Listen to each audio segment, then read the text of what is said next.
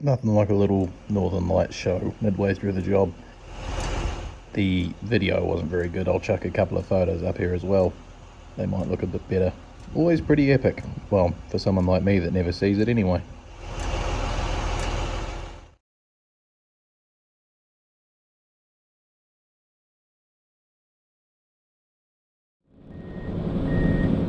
Alright, so things are starting to take shape. Still pushing snow over that skier's left side to build a little bit more at the top, and actually about 3/4 of the way down, so just trying to send it basically, shove it off the edge and let it fall as far as it can. The majority of the slope's finished, or pretty close to. It's reasonably good grade across. There's just some bits and pieces to tidy up towards the top and in the middle, but it's starting to take shape, maybe 70% done or something like that.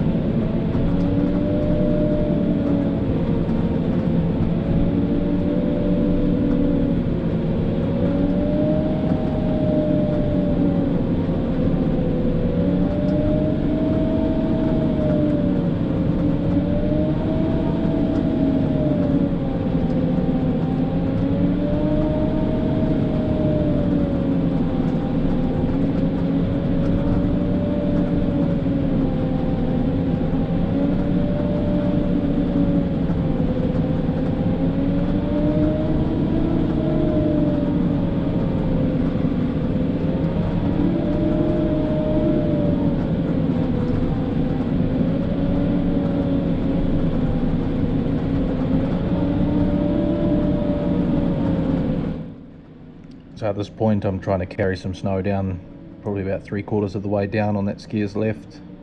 It's gotten too difficult and too slow pushing it up from the bottom, so I decided to try and bring some of the wet stuff down from the top. And you'll see there's sort of a buffer that I've made from the bottom where I want the snow to catch. Yeah, that's the general idea. Push it from the top, and then if it slides on its own it should stop at that buffer and sort of spread either side of it if you've set it up correctly.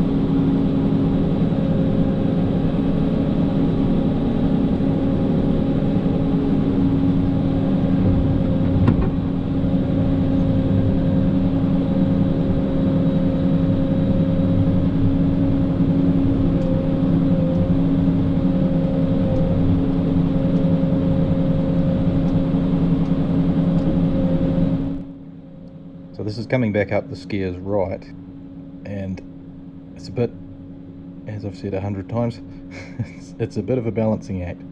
So you're trying to make sure you've got enough winch pull on, enough traction, you're cutting a flat or level base underneath your blade and following the GPS line for the outside of the slope, because this particular slope sits in such a position on the hill that any customers or people driving past or anything like that can see it, and they can see how straight you've got your edge walls. So if you don't line them up correctly, it can make the whole slope look like crap.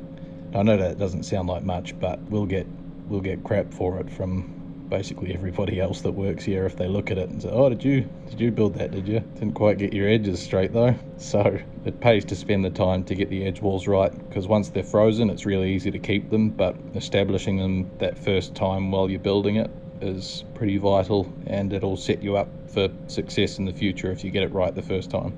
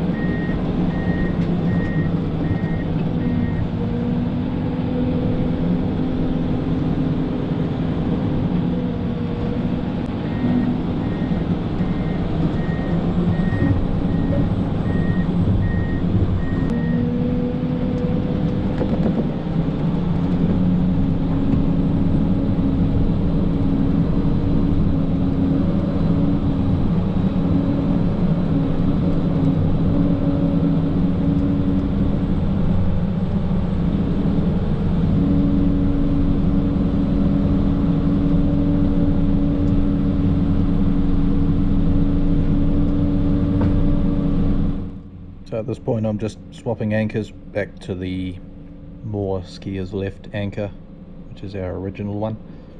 I can get the majority of the slope from the skiers right anchor, but if I slip or anything, then as I come up my cable will try and whip into the tower, so it's easier and safer just to swap anchors. Doesn't take too long.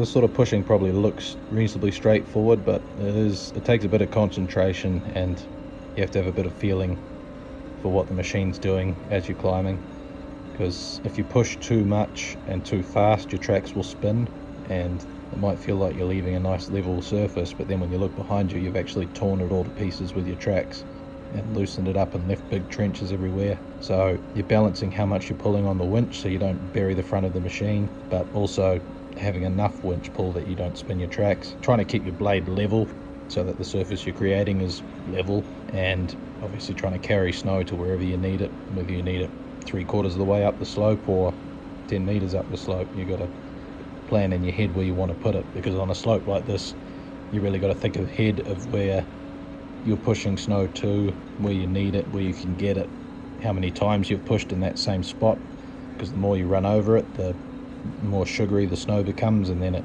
starts to destabilize and then slide off your slope. So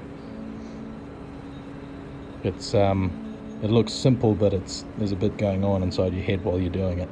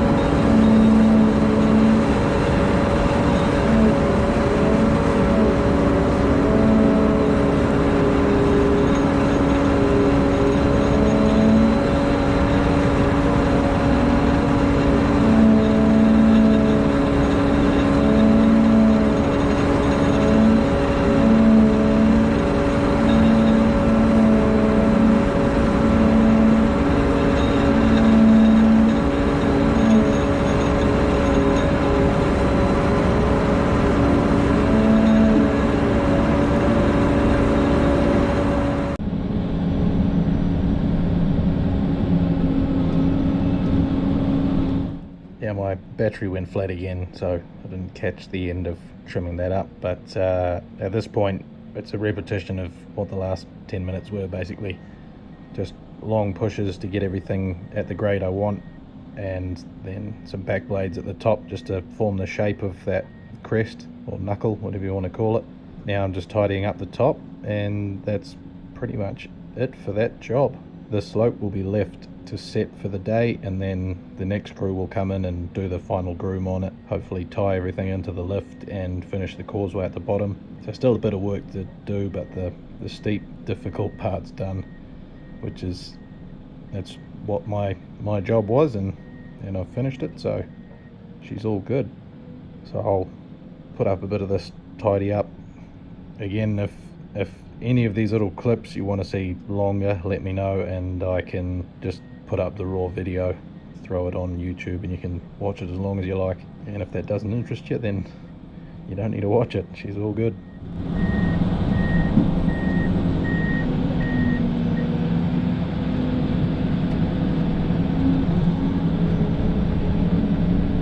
Now I'll probably try and add another video releasing the same day as this, just of the drive home. I could tack it on to the end of this, but it'd probably take about 20 minutes or something, so it's probably good as a video on its own.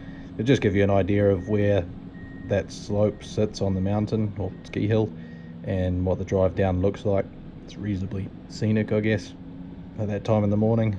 It was a bit foggy, but down the bottom it's not so bad, and got a different camera angle there as well. So if that's interesting to you, then I'll try and link it at the end of the video.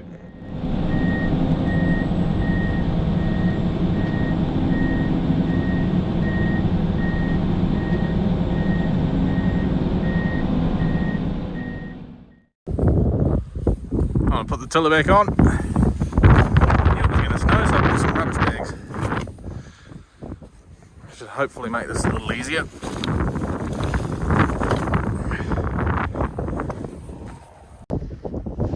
So to put the tiller back on, it's 5 hoses, 2 on that side, 3 on that side, and 2 electrical connections.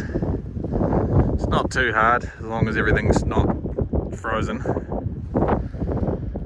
which so far so good.